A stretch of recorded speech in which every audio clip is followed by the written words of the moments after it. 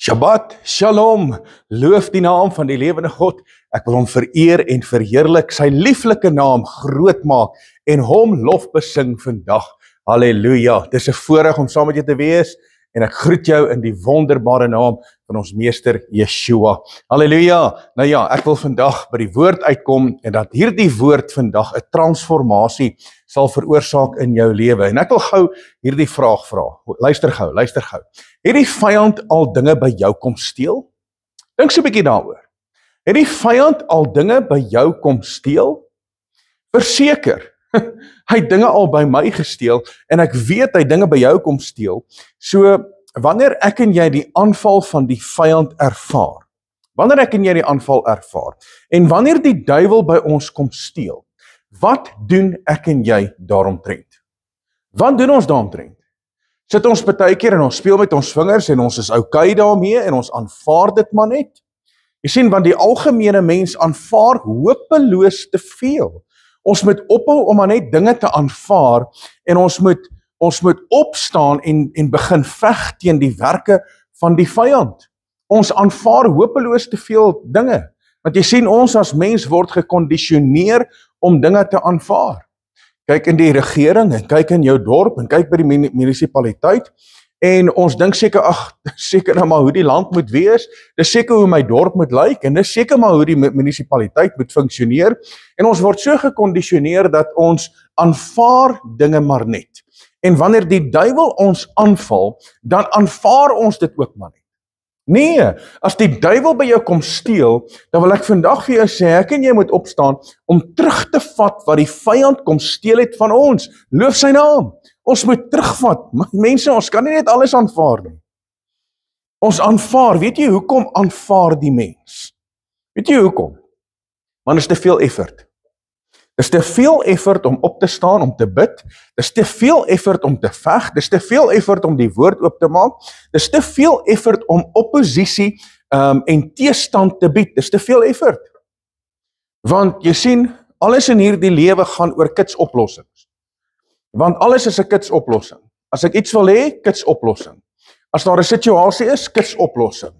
As ek groceries nodig het, 60-60, kitsoplossing. Koep, binne 'n uur, dan is my voedsel by my deur stoep. So alles, ons word gekondisioneer, alles is 'n kitsoplossing. Kits koffie, kits kos, alles is kitsoplossings. Maar in terme van die aanval van die vyand, om dit teë te staan en op te staan daarteë, gaan nie altyd 'n kitsoplossing wees nie. So ons moet oppositie gee. En wanneer ons oppositie gee, dan is daar baie keer stryd wat ek en jy ervaar, maar ons moet opstaan. En dinge kan nie vir ons te veel effort raak nie. Ek en jy kan nie die woord neersit en sê, ja, maar dis te veel effort nie. En wanneer ons tyd spandeer met die woord, en ek het dit al baie keer gesê vir die gemeente, en ek wil dit gou vir julle, met julle ook deel, is dat wanneer ons die Bybel lees, dan word dit 'n effort. Nou lees ek 'n hoofstuk, en aan die einde van die hoofstuk kan ek nie onthou wat ek in vers 1 en 2 gelees het. En dan as ek so moeg, dan gee ek 'n skietgebedjie, en dan klim ek in die bed en ek slaap. Wat het geword van ware Bybelstudie? So in steede daarvan om 'n hoofstuk te lees, lees 1 vers of lees 2 verse en mediteer oor daai vers en vra jouself die vraag af, maar wat beteken dit? Hoe gaan ek dit toepas in my lewe? Wat kan ek uithaal uit hierdie vers om my lewe te transformeer? Dan spandeer ek eerder 15 minute of 20 minute aan 1 vers en ek gaan ondersoek en ek gaan doen Bybelstudie. Maar jy sien, alles in hierdie lewe het 'n effort geword. En wanneer ek iets in die lewe wil weet, dan sit Google. Ek Google gou. En wanneer mense Google, dan raak hulle ewe skielik wys en dan mense wat op Google is, wil sommer die pastoor ook vertel. So mense, het is belangrik dat ons nie gekondisioneer word nie, maar dat ons sal tyd spandeer in Vader se teenwoordigheid en dat ons die woord sal opneem. Maar ek wil vandag vir jou sê, ek en jy moet terugvat wat die vyand van ons kom steel het. So wat is die funksie van die vyand? En ek wil net hierdie net vinnig met jou deel. Ek wil nie fokus op die vyand nie, ek wil fokus op jou strategie en wat jy moet doen om die vyand teë te staan, maar is belangrik om te weet wie hy is en wat hy doen. So wat is die funksie? Johannes hoofstuk 10 vers 10 sê, die dief kom net om te steel, te slag en te verwoes. So wat doen die duiwel? Die duiwel doen 3 dinge: steel, slag en verwoes. Hoekom doen hy dit? Want hy wil jou mismoedig maak. Dit put jou uit, dit bring verwarring in jou lewe, want jy raak fisies en geestelik uitgeput. Wanneer die vyand by jou kom steel, slag en verwoes, dit maak jou mismoedig en dit put jou geestelik en fisies uit. So wat het Yeshua kom doen? Die vers gaan verder, hy sê, ek het gekom dat julle lewe en oorvloed kan hê. So Yeshua het gekom dat ons lewe kan hê en 'n lewe van oorvloed. Nou wat beteken dit? Dat my geestelike lewe in so 'n posisie sal wees dat my beker oorloop. Dat my beker oorloop, dat ek vol sal wees van sy krag, van sy teenwoordigheid, dat ek die oorvloed van sy seëninge en sy krag en sy heerlikheid in my lewe sal hê. So wat doen Yeshua? As Yeshua sê, ek het gekom dat julle lewe en oorvloed kan hê, so wat doen Yeshua? Hy red, hy verlos, hy herstel en hy gee oorwinning. Dis wat Yeshua kom doen.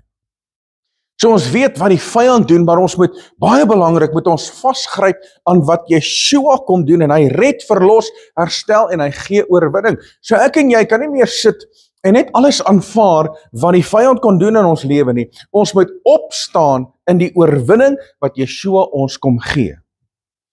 1 Petrus 5 vers 8 sê dit so mooi, hy sê, wees nigter en waaksaam, want julle teestander, die duiwel, loop rond soos 'n brullende leeu en hy soek wie hy kan verslind.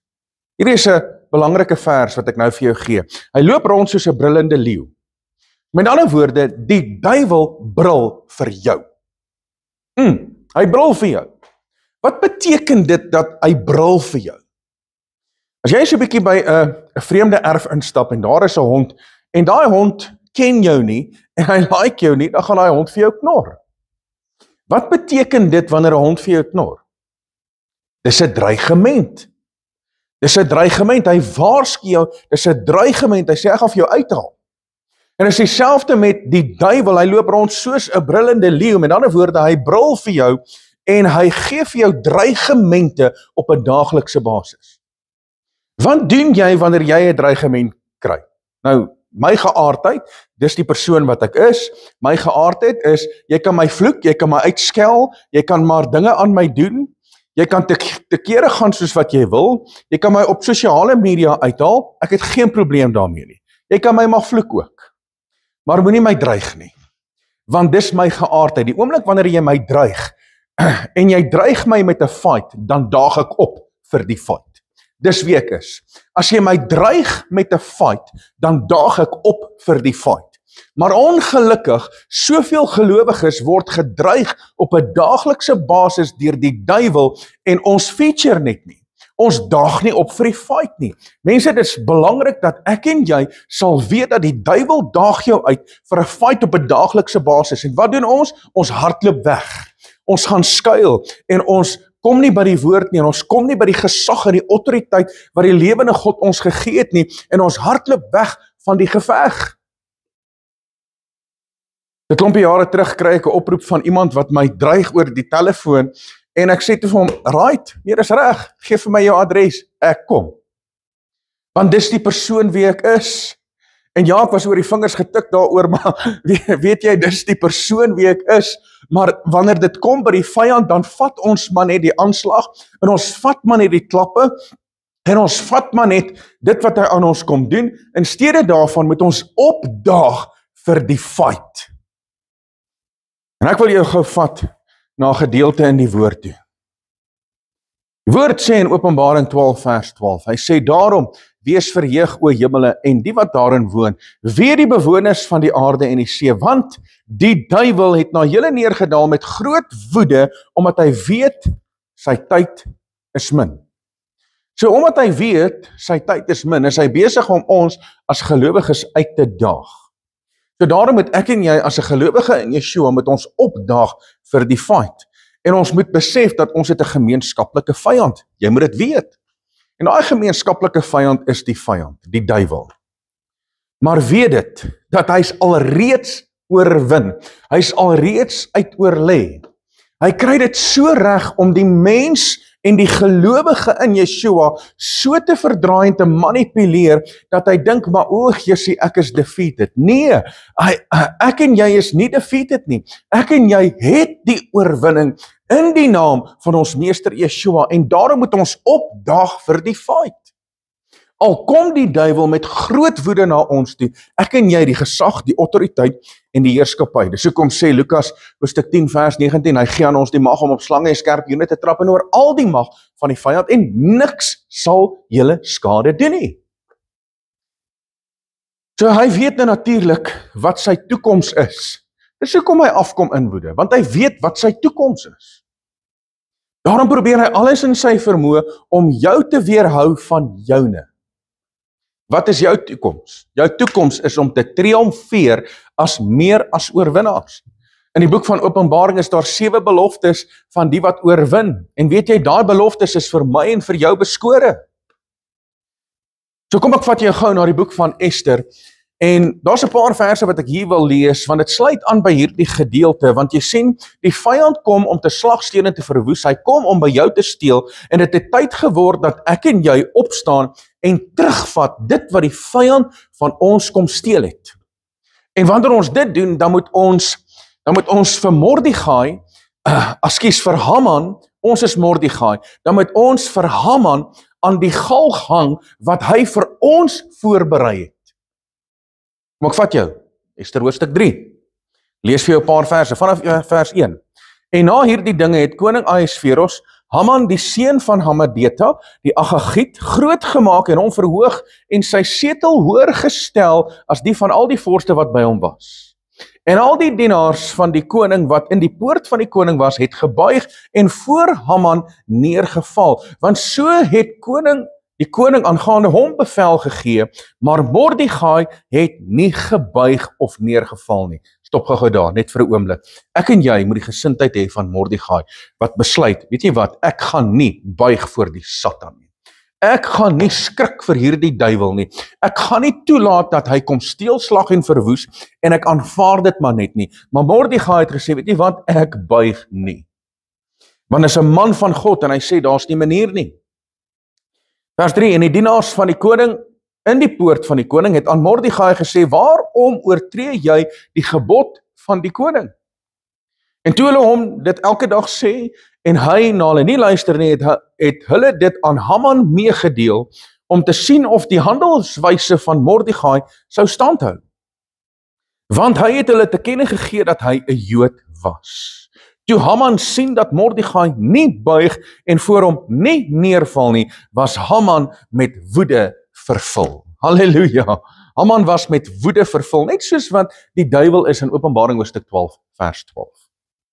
So hier kom Haman, en Haman verteenwoordig nou natuurlik die duiwel. So, wie is eerste? Hier, dis Ahasveros, koning Ahasveros, dit verteenwoordig Yeshua, Ester verteenwoordig die bruid of die ware gelowiges, en Haman verteenwoordig die duiwel.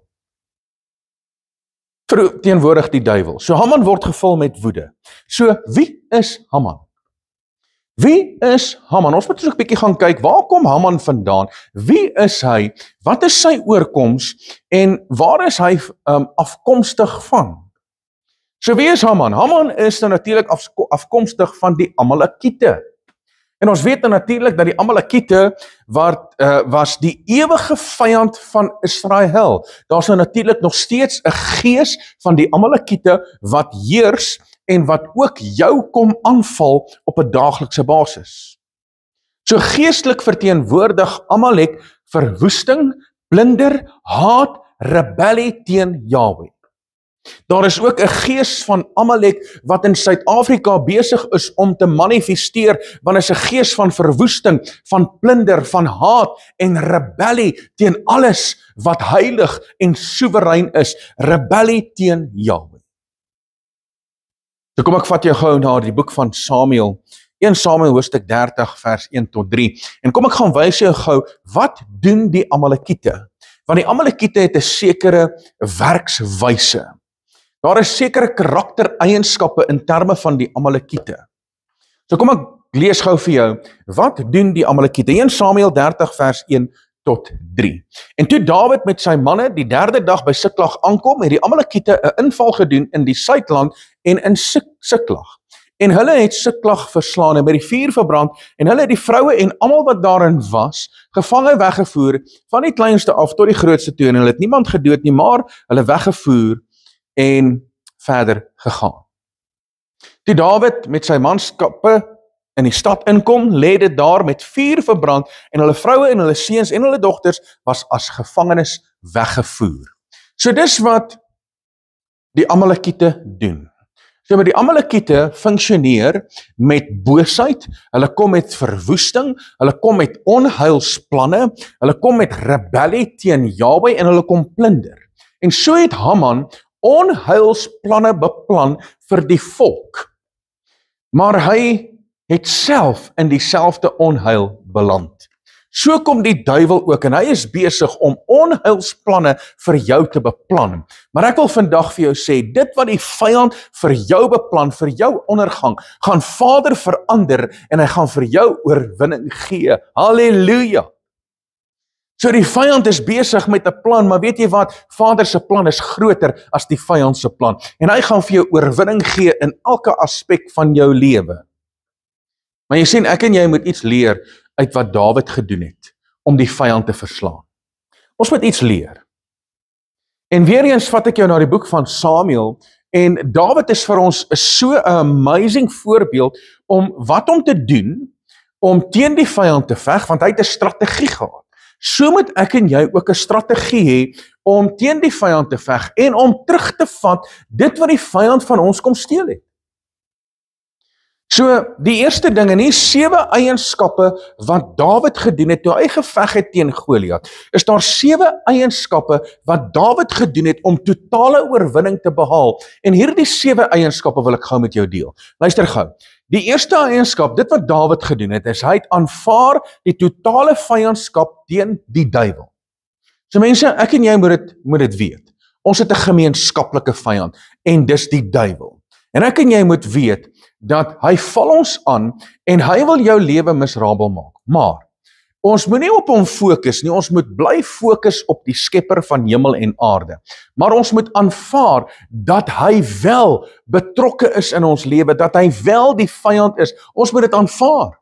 En as ek en jy dit aanvaar, dan kan ons opstaan met die regte gesindheid, om die vyand se werke tot nul te maak in ons lewe. Kyk wat sê Dawid, in 1 Samuel 17 vers 26, die B-gedeelte. Nou kom Goliat, en Goliat daag die die slagordes van die lewende God uit. Hier staan die volk vir dae lank, en niemand is mans genoeg om op te staan en die vyand uit te oorlê nie.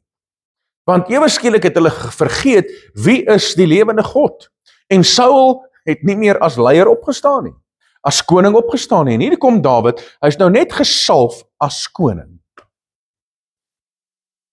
Dawid staan op en hy sê, wie is hier die onbesnede Filistyn, dat hy die slagordes van die lewende God durf uitdag? In ander woorde, hy het geweet wie die vyand is, hy het geweet wie die skepper is van hemel en aarde, en hy aanvaar hierdie vyandskap om te sê, weet jy wat, wie is hy, om te dink dat hy durf die slagordes van die lewende God uitdaag. Sien, want hy het geweet, dat Vader gee die vyand in sy hand. Hy het eintlik geweet, Lukas 10 vers 19 sê dit so mooi, ek gee aan julle die mag om op slange en skerpioene te trap en oral die krag van die vyand, en niks sal julle ooit skade doen. So hy het dit aanvaar, hy het die totale vyandskap aanvaar teen die vyand. Tweedens, hy raak aktief betrokke teen die werke van die vyand. Wat beteken dit? Hy raak aktief betrokke teen die werke van die vyand. Kyk wat sê hy in 1 Samuel 17 vers 32. En Dawid het aan Saul gesê, laat die manne se moed tog nie terwille van hom sink nie. U dienaar sal gaan en teen hierdie Filistyn veg. In ander woorde, Dawid staan op en hy gaan na Saul toe. Hy sê, hoorie Saul, ek sien niemand is bereid om te veg teen hierdie Filistyn nie. Niemand is bereid nie. Sê, laat dit nou bekend wees, die manne se moed moenie sink nie. Maar ek, u dienaar, sal hierdie Filistyn gaan veg. So hy neem aksie. Hy raak aktief betrokke teen die werke van die vyand, en so moet ek en jy ook aktief betrokke raak teen die werke van die vyand in ons lewe. Die derde ding, hy het seker gemaak, hy het geestelike ervaring. Hy het seker gemaak, hy het geestelike ervaring. So met ander woorde, ek en jy kan nie in 'n geveg betrokke raak as ons nie die ervaring het nie. Toe ek jonk was, het ek vegkunde gedoen en ek het in baie gevegte betrokke geraak en ek was in die kruit gewees ensovoorts. So ek het ondervinding. Net so het Dawid ook ondervinding gehad, geestelike ondervinding en fisiese ondervinding. So met ander woorde, as jy weet hoe dit werk en hoe dit funksioneer, dan weet jy mos, jy gaan die vyand uitdaag. Net soos die manne wat in die weermag was, wat op die grens was, wat militêr opgelei is, jy weet mos hoe dit werk, en as jy militêr opgelei is, en die vyand probeer jou aanval, dan weet jy wat om te doen, want jy het die ervaring. So mense, is so belangrik om geestelike ervaring te hê. Hier sê Dawid, hy sê in 1 Samuel 17 vers 36, hy sê, u dienaar het die leeu, sowel as die beer doodgeslaan, en met hierdie onbesnede Filistyn sal dit gaan soos net met een van hulle. So Dawid sê, maar hoor hierso, ek het dit gedoen en ek het dit gedoen, Vader het die leeu en die beer in my hand gegee, en hy gaan hierdie Filistyn ook in my hand gee, want ek het die ervaring. Vader het my opgelei. En dan die volgende ding wat hy sê, is, hy veg met wapens wat jy ken en wat werk. Dis die volgende ding wat Dawid gedoen het. So dis die vierde eienskap wat Dawid gedoen het, om te sê, maar ek veg met wapens wat ek ken en wat werk. So daarom moet jy ook jou wapen ken. Jy moet jou woord ken. Jy moet jou wapen ken. En jy moet weet wat werk en wat werk nie. Jy moet die geestelike ervaring hê en met jou wapens ken, sodat jy effektief kan oorlog voer en die oorwinning behaal teen die vyand. In Samuel 17 vers 39 sê Dawid, hy sê, ek kan nie hier inloop nie, want ek het dit nooit probeer nie. So wat het daar gebeur? Saul gee sy panser aan Dawid, hy sê, hoorie, so trek hierdie panser aan, gaan veg hierdie Filistyn. Dawid trek dit aan en hy sê, nee, daar's nie manier nie. Ek kan nie hier inloop nie, want ek ken dit nie. Ek is nie gewoon daaraan, ek het dit nog nooit probeer nie, so weet jy wat, ek trek dit uit, ek vat dit wat ek ken, en hy gaan tel 5 klippies op, en hy vat sy slingervel, en hy gaan om die Filistyn te gaan uitwis. Hoekom het hy 5 klippies opgetel? Hoekom? Want jy sien, Goliat het nog 4 broers gehad. So uiteindelik, daai 5 klippies opgetel, profeties, om te sê, weet jy wat, ek gaan jou uitsorteer, en as ek klaar is met jou, gaan ek jou 4 broers ook uitsorteer. So uit profeties het hy gemanifesteer om te sê, ek haal julle almal uit. Nie in my krag nie, maar in die kragwerking van die lewende God. En nou kom Dawid en hy kies die gevegsterrein en hy val eerste aan. So met ander woorde, ek en jy kan nie toelaat en eers sit en wag dat die vyand ons aanval op die gevegsterrein wat hy uitkies nie, maar ons moet aktief betrokke wees met geestelike oorlogvoering, nog voordat die vyand dink hy val jou aan, is hy alreeds uitoorlê vanweë jou gebedslewe, vanweë jou geestelike oorlogvoering, vanweë die feit dat jy aktief betrokke is teen die geveg in die gees. So mense, dit is baie belangrik dat ons heel eerste sal aanval en die gevegsterrein sal kies. So op 'n daaglikse basis moet jy die werke van die vyand bind. Op 'n daaglikse basis moet jy dit wat die vyand beplan teen jou, moet jy kanselleer en elimineer op 'n daaglikse basis. So Dawid kies die gevegsterrein en hy val eerste aan. Kyk wat gebeur hier, 1 Samuel 17 vers 48. Toe die Filistyn hom klaarmaak en aldeur nader kom om Dawid te ontmoet, loop Dawid gou na die gevegsterrein om die Filistyn te ontmoet. Nou ek hou van die Engelse vertaling. Die Engelse vertaling sê, he ran to him. Met ander woorde, Dawid het gehardloop na die Filistyn. Kan jy daai prentjie insien? Hier staan die groot Filistyn, hy is nog besig om sy goed bymekaar te kry, en hier kom Dawid aangehardloop. Hy hardloop na die gevegsterrein. Weet jy wat, ek en jy moet daai boldness hê wat Dawid het, om te hardloop na die gevegsterrein. En dan die 6de ene, Dawid het nou natuurlik sy sirkel voltooi. Voltooi jou sirkel en maak seker dat jy het die totale oorwinning. Moenie net dink, okay, nou, omdat jy 'n gebed gebid het, nou is die vyand uit oorlê nie. Nee. Hou aan en maak seker dat jy het totale oorwinning oor elke aspek in jou lewe. So voltooi jou sirkel. So 1 Samuel hoofstuk 17 vers 51 sê die volgende: daarop het Dawid gehardloop en by die Filistyn gaan staan en sy swaard geneem, dit uit sy skede getrek en hom van kant gemaak en hy het daarmee sy hoof afgekap. So nadat Dawid met die slingervel en die klippie hom getref het en die reus val op sy neus, het hy dit nie net daar gelos en gesê, weet jy wat, nou het ek oorwinning, hierdie ou is uitgewis. Hy het gehardloop na hom toe, hy gryp sy swaard en hy kap die Filistyn se kop af. Met ander woorde, hy het die sirkel voltooi en hy het seker gemaak hy het totale oorwinning. En die oomblik toe die Filistyne sien, maar hier staan Dawid met die reus se kop in sy hand, toe skrik hulle. Want jy sien, ek en jy moet die duiwel 'n slag slaan en ons moet ons sirkel voltooi sodat ek en jy die totale oorwinning kan behaal. En dan die 7de aspek wat Dawid gedoen het is, sy hoofdoel van die oorwinning oor die vyand was om eer, lof en aanbidding aan Jahwe te gee. Dit moet jou hoofdoel wees. Nie om te dink, maar hoorie, so ek het nou gearriveer en ek het mos nou hier die geestelike gawes en ek het die geestelike autoriteit en ek kan die vyand uitwis en nee, wag, julle moet wag dat ek eers begin bid. Nee. Jy sien, ons moet altyd die lof, die eer en die aanbidding aan die lewende God gee vir die oorwinning wat hy in en deur ons behaal. Kyk wat sê Dawid, 1 Samuel 17 vers 46, hy sê, vandag sal Jahwe jou in my hand oorlewer, en dat ek jou kan verslaan en jou hoof van jou wegneem, sodat die hele aarde kan weet dat Israel 'n Elohim het. So hy gee aan die lewende God al die lof en al die eer en al die aanbidding. So dis die strategie wat Dawid ingerig het en gedoen het om die vyand uit te oorlê. So ek en jy moet daai selfde strategie hê. So ek en jy moet ons sirkel voltooi. Ons moet die lof en aanbidding gee aan die lewende God. Maar hier gebeur iets, en ek vat jou weer terug na die boek van Ester. En ons ken die gedeelte in die boek van Ester waar Ester guns gekry het by die koning. En Haman was besig gewees om 'n plan te beraam om die Jode uit te wis.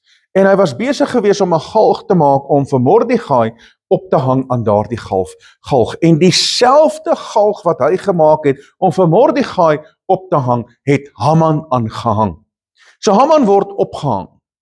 So met ander woorde, die gees van die Amalekiete moet vernietig word in jou lewe, want Haman kom van die Amalekiete af. So die gees van die Amalekiete moet verwyder en vernietig word in jou lewe. Maar sowel ook as die 10 seuns van Haman. Nou wie is die 10 seuns van Haman? As jy net so eentjie aanblaai in die boek van Ester, hoofstuk 9, dan sien jy daar in vers 6, 7 en 8, dan sal jy sien is die 10 seuns van Haman. So, onthou een ding, dat ons moet nie net die vyand uitwis nie. Ons moet nie net die gees van die Amalekiete uitsorteer nie. Ons moet alles wat daarin gekoppel is, moet ons ook uitsorteer en uitwis in ons lewe. Weet jy hoekom? Want dit gaan terugkom en weer teen jou veg. Want jy sien, ek en jy moet opstaan om terug te vat dit wat die vyand van ons kom steel het. Ons kan nie toelaat en ons kan nie net aanvaar dat hy doen dit en ons is okay daarmee en ons kry die oorwinning en dan oor 'n maand of 2 dan val hy weer aan en dan sit ons weer down in die dumps en dan staan ons weer op. Nee, ons moet totale oorwinning kry oor die vyand. So Haman verteenwoordig nou natuurlik die gees van die Amalekiete. So wat beteken die 10 seuns van Haman? Wat beteken die 10 seuns van Haman? Want die 10 seuns van Haman het sekere name en daai name het 'n sekere geestelike koneksie by daardie naam. So ons moet die 10 seuns ook van Haman, met ons ook doodmaak. Luister wat sê die woord. Die woord sê, die 10 seuns van Haman, die seuns van Hamadeta, die teestander van die Jode, het hulle gedood.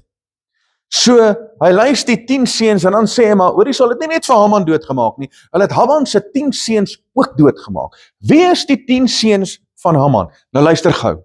Hierdie name is verskriklik, ek hou nou natuurlik van Afrikaanse name, dis Frikkie, of dis Johan, of dis Rian, en ek hou van daai name, maar hierdie name is verskriklik, so ek hoop my uitspraak is 100%. So, ek lees vir jou die 10 name van Haman en hulle betekenis, die 10 name van die seuns van Haman en hulle betekenis wat jy moet uitwis in jou lewe. Luister na nommer 1. Die nommer 1 is Parsandata. Dis die 10 seuns van Haman. Parsandata is nommer 1. Wat beteken dit? Ek distansieer my van die Torah. Met ander woorde, daar's 'n gees wat manifesteer by Parsandata wat veroorsaak dat mense hulle distansieer van die Torah. En ek kan nie toelaat dat hierdie gees enigstens in my lewe manifesteer nie, want dit gaan my wegvat van die woord van Skepper lewende God. So ek distansieer my van die Torah, met ander woorde, wanneer ek daarna kyk, dan sê ek, nee, dis nie meer nodig nie. Ek het nie meer nodig om te kyk na die Ou Testament en die Torah nie. Ek het nou net nodig om te kyk na die Nuwe Testament en dan verstaan ek die woord heeltemal verkeerd. So dis 'n gees wat mense laat distansieer van die Torah. Die tweede naam is Dalfon. En die Dalfon is slegte intensies. So met ander woorde, die vyand val jou aan met slegte intensies en hy stuur mense met slegte intensies na jou toe om jou aan te val. Want onthou een ding, nie almal wat in jou lewe is, het 'n goeie intensie nie. Daar's baie keer 'n Judas wat aan jou tafel sit. Ek het oor die Pesach periode het ek gepraat oor die Judas wat aan dieselfde tafel gesit het as Yeshua, en weet jy wie het in hom ingevaar? Satan. So wie het aan tafel gesit waar Yeshua die brood gebreek het en die beker gegee het? Die duiwel. Die duiwel het aan dieselfde tafel gesit. Wie het almal van die liggaam en die beker gedrink? Almal, selfs Judas ook. Wat het gebeur? Hy het nie verander nie. Hy het nie verander nie. So daar's mense wat baie keer in jou lewe inkom met 'n slegte intensie, want daar's 'n gees van slegte intensie wat in mense se lewens en harte manifesteer, en maak seker dat daardie slegte intensie nie ook in jou lewe manifesteer nie. Die derde naam is Aspata. Aspata beteken 'n binding op finansies en die mammon gees. Binding op finansies en die mammon gees.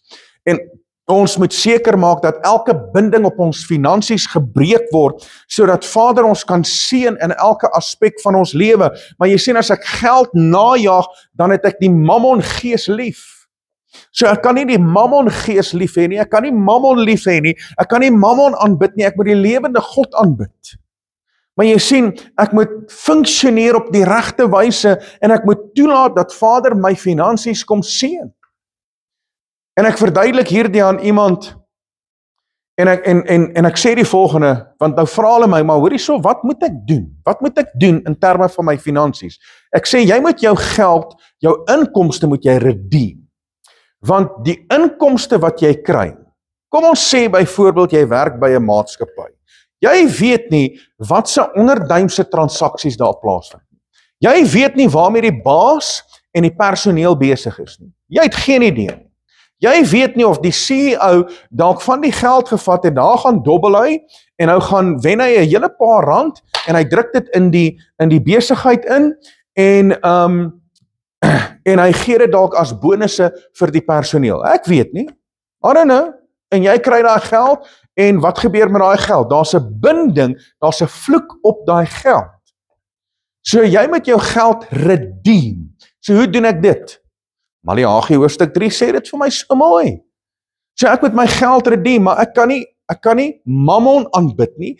Ek kan nie 'n mammon gees in my lewe hê nie. Ek moet die lewende God aanbid. En weet jy, die nommer 1 rede hoekom soveel mense in stres en in vrees en bekommernis is reg oor Suid-Afrika is as gevolg van finansies. En dis waar die duiwel ons baie aanval, is op ons finansies. So met ander woorde, ek en jy moet ons inkomste redeem en breek elke vloek op jou finansies, breek die gees van armoede, breek elke vloek wat die vyand kom plaas op jou finansies, sodat jy kan triomfeer as meer as 'n oorwinnaar. Die vierde naam, Porata. Porata is dan natuurlik die gees van welis en perversie. So die vyand val ons aan met 'n gees van welis en perversie. Ag man, jy sit net die TV aan en jy kyk op sosiale media en dis net welis en net perversie oralste waar jy gaan. Jy stap by 'n winkelsentrum in en dis net welis en perversie oralste waar jy is. So daar is so 'n gees van welis en perversie en is eintlik 'n eindtyd gees. Die vyfde naam is Adalja. Adalja is die gees van hoogmoed. Ons weet natuurlik, Vader sê in sy woord, hy weerstaan die hoogmoedige. Maar die nederige trek hy nader. So mense, ek en jy kan nie 'n gees van hoogmoed hê nie, ons moet veg teen die gees van hoogmoed wat die vyand op ons lewe wil kom laai. Die 6de is Aridata. Aridata is die gees van afleiding en afwyking. Gees van afleiding en afwyking. So die oomblik wanneer jy die woord oopmaak en jy is besig om te lees, dan staan 'n afleiding wat jou aandag aftrek van die woord. Daar's 'n afwyking. Die oomblik wanneer jy wil begin bid en jy wil tyd spandeer in Vader se teenwoordigheid, is daar 'n afwyking en die vyand val jou aan met bose pile in jou gedagtes en daarom moet jy daai gedagtes breek, jy moet daai gedagtes bring tot die gehoorsaamheid aan die lewende God. Dan die 7de is Parmasta. Parmasta is die gees van skering en divisie. En die gees van skering en divisie kan ook in jou huishouding plaasvind. Die gees van skering en divisie kan in die gemeente plaasvind, onder die gelowiges. 'n Gees van skering en divisie, en as jy kyk in Suid-Afrika en jy kyk in die wêreld, dan sien jy daar is, die duiwel het dit so reg gekry, dat daar 'n gees van divisie en skering is, reg oor die wêreld in terme van gelowiges. Want jy sien, hierdie gelowige glo dit, en daardie kerk glo dit, en hierdie groep glo dit, en o nee, dit is die waarheid, en o nee, julle is verkeerd, dis die waarheid. So daar is soveel skering en divisie, want jy sien, ek gaan nou maar uit hierdie denominasie, en ek gaan nou maar hierdie gemeente stig, en o nee, ek gaan nou afstig van julle, en dan bring dit 'n skering, en die helfte van die gemeente gaan saam met daai ene, en dit veroorsaak skering. En Vader se woord sê, Paulus skryf in die boek van 1 Korintiërs, hy sê, daar mag nie 'n meningsverskil onder julle wees nie. Daar mag nie. Daar mag nie skering wees nie, daar mag nie divisie wees nie. En die vyand kry dit reg dat daar divisie inkom onder gelowiges, en hy kry dit reg dat daar divisie inkom selfs in die huishouding. Want jy sien, gaan jy nou maar na jou kerk toe? Gaan jy nou maar na jou pastoor? Nee, ek gaan nou maar na my dominee toe, en ek gaan nou maar my kerk toe. En die man gaan soontoe, en die vrou gaan soontoe. En die een gaan op Shabbat, en die ander een gaan op Sondag. En daar is divisie, en daar skering in die huishouding. En wat gebeur? Die kinders is confused. Okay, moet ek nou gaan saam met pappa, of moet ek nou gaan saam met mamma? En daar's divisie. So mense, dis 'n absolute realiteit waarin ons vandag is daar is 'n gees van skering en divisie in huishoudings. Maar jy sien, as ons net snap die waarheid van God se woord, en ons kom op 'n Vrydag aand by mekaar, en ons seën mekaar, en ons verstaan wat Vader kom bedoel by Shabbat, dan gaan die huishoudings in eenheid begin funksioneer. Halleluja! En die 8ste is Arisai. Arisai is die gees van verleiding en misleiding.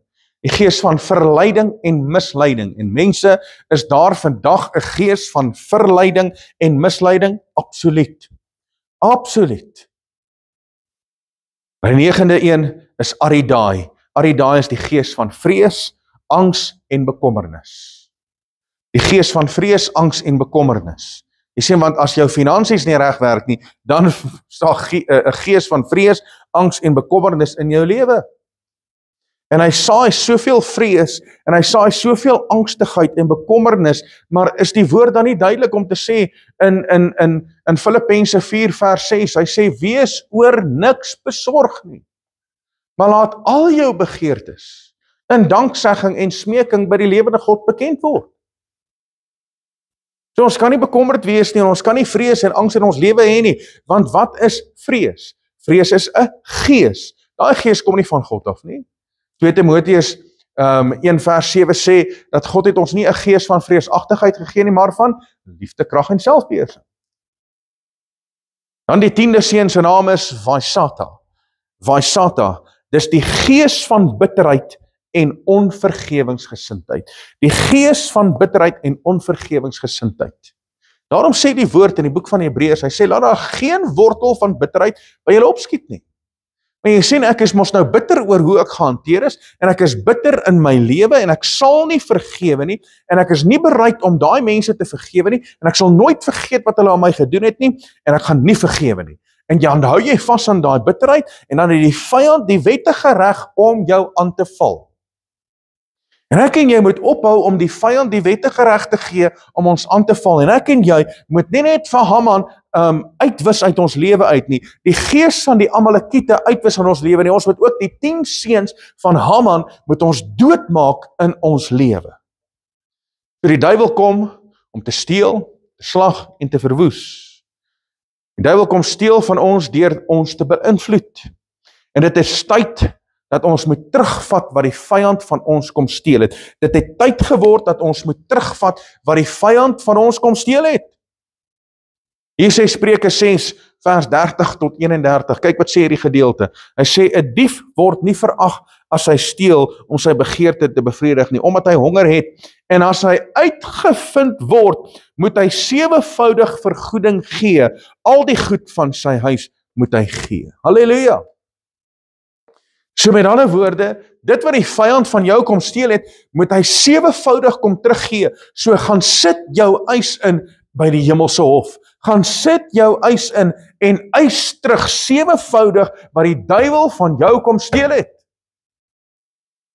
Ek het vir julle gelees 1 Samuel hoofstuk 30 waar Dawid gegaan het, hy en sy manskappe en Siklag waar sy vrouens en sy kinders en almal se vrouens, almal se kinders daar was.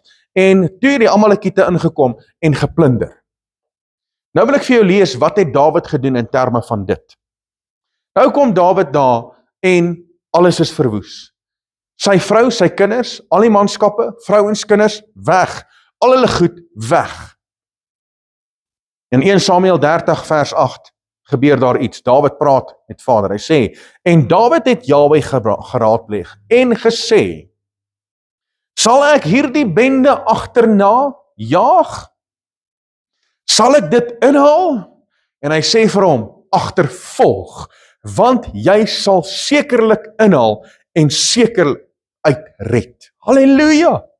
So weet jy wat, ek en jy moet Vader begin raadpleeg op sy woord, en ons moet begin raadpleeg en hom aanroep, want hy sê in sy woord in Jeremia 33 vers 3, roep my aan, en ek sal jou openbaar groot en ondeurgrondelike dinge wat jy nooit geweet het nie. In ander woorde, as ek en jy Vader raadpleeg, dan sal hy aan ons kom openbaar die plan van die vyand en hoe om hom uit te oorlê. Hy sê vir Dawid, hy gaan agtervolg, want jy sal sekerlik inhaal en sekerlik uitred. En hy kry al sy goed terug en hy vat nog 'n byt by die Amalekiete. En hy gee aan almal hulle regmatige deel.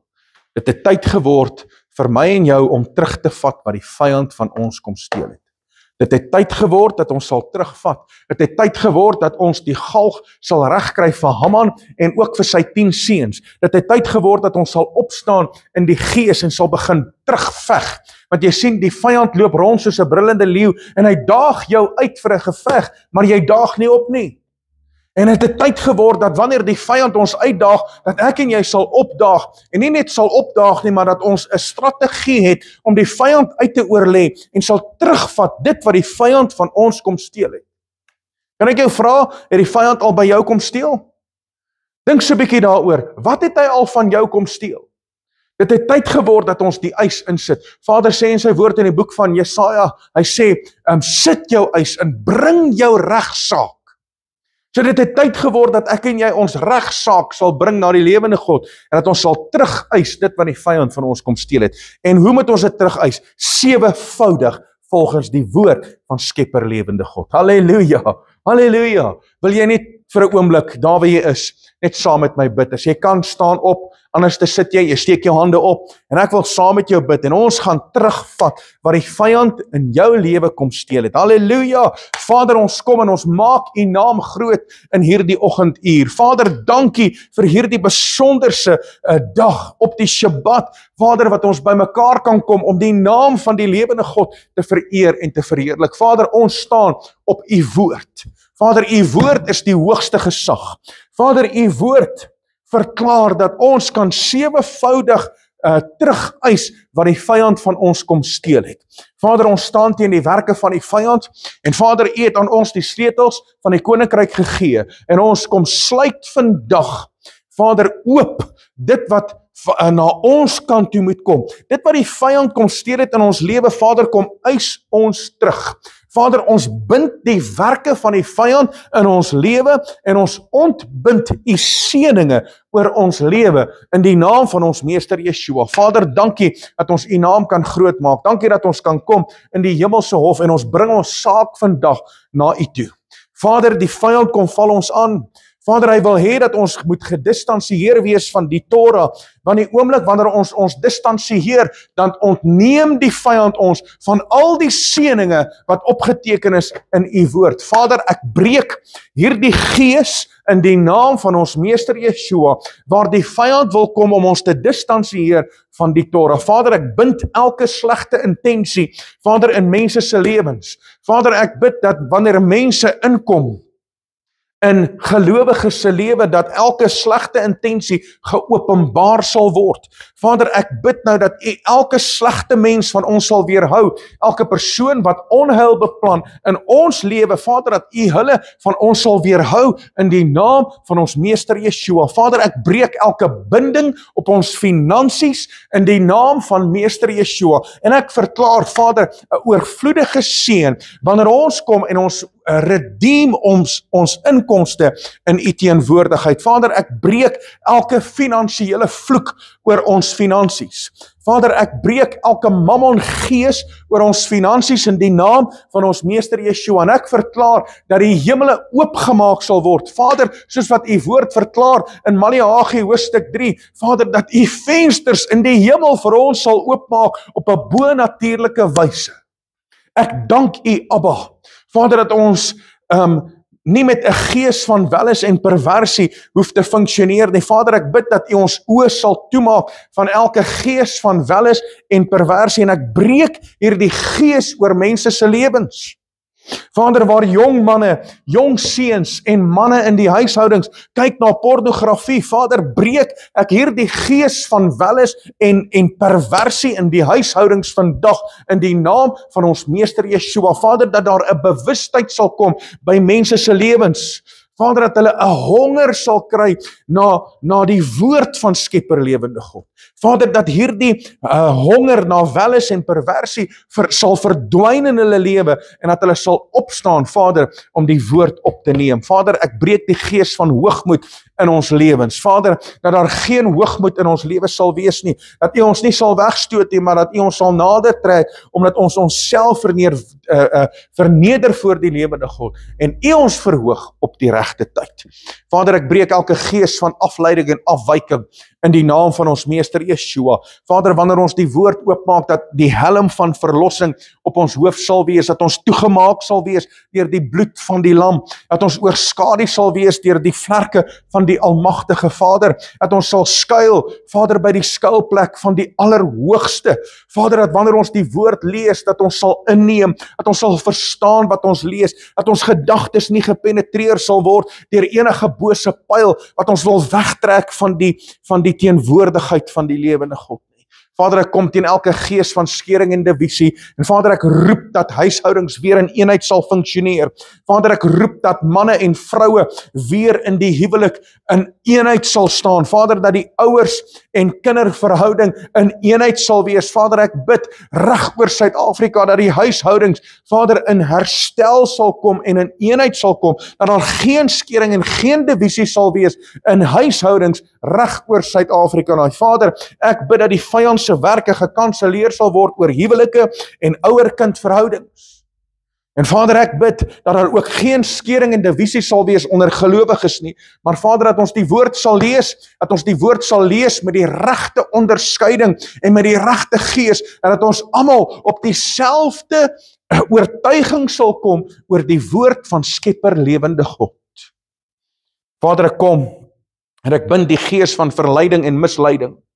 Vader, dat ons nie beïnvloed sal word deur enige verleiding en misleiding nie, Vader, maar dat ons die waarheid sal openbaar, dat ons die waarheid sal raak sien, en dat ons absoluut in die waarheid sal funksioneer. Vader, ek kom teen elke gees van vrees en angs en bekommernis, en Vader, dat ons nie bekommerd sal wees oor die toekoms nie, dat ons nie bekommerd sal wees oor die dag van môre nie, Vader, dat ons nie eers bekommerd sal wees oor iemand wat op die televisie staan en sy mond oopmaak teenoor ons nie, Vader, nee, ons sal nie bekommerd wees nie, want ons weet dat die lewende God is in beheer. Halleluja! Ons weet U is in beheer, en Vader, ek dank U dat daar geen vrees in ons lewe sal manifesteer. Vader, ek kom ook teen elke gees van bitterheid en onvergewingsgesindheid, Vader, dat dit nou gekanseleer sal word in mense se lewens, en ek dank U, Vader, dat ons met die vryheid sal funksioneer, die vryheid wat U ons kom gee, dat ons mekaar sal lief hê, en dat ons sal vryspreek en vergewe. Vader, ek kanseleer elke werk van die vyand, en Vader, ek verklaar vandag, dit wat die vyand kom steel het in ons lewe, ons kom eis dit terug vandag 7voudig, en ons staan op, Vader, met dieselfde boldness as wat Dawid opgestaan het. Vader, ons staan op soos wat Mordegai opgestaan het. Vader, ons maak die besluit, ons sal nie buig nie. Net soos wat Mordegai gesê het, ek buig nie. So staan ons vandag, Vader, op, en ons sê, maar ons sal nie buig vir die vyand nie, ons sal nie buig vir die wêreld nie, ons sal nie buig vir die sonde en die ongeregtigheid nie, maar ons sal opstaan en ons sal veg teen die vyand. En Vader, ek dank U dat U nou vir ons die oorwinning kom gee in die wonderbare naam van ons Meester Yeshua. En my gees roep uit, halleluja, halleluja, loof sy lieflike, heilige, soewereine naam. Halleluja, baie dankie dat jy ingeskakel was, en ek glo en vertrou dat jy sommer vandag sal triomfeer as meer as oorwinnaar. Loof sy heilige naam. Van my kant af, Rian Abri, dis altyd 'n voorreg. Mag jy geseënd wees. Tot volgende keer. Shalom.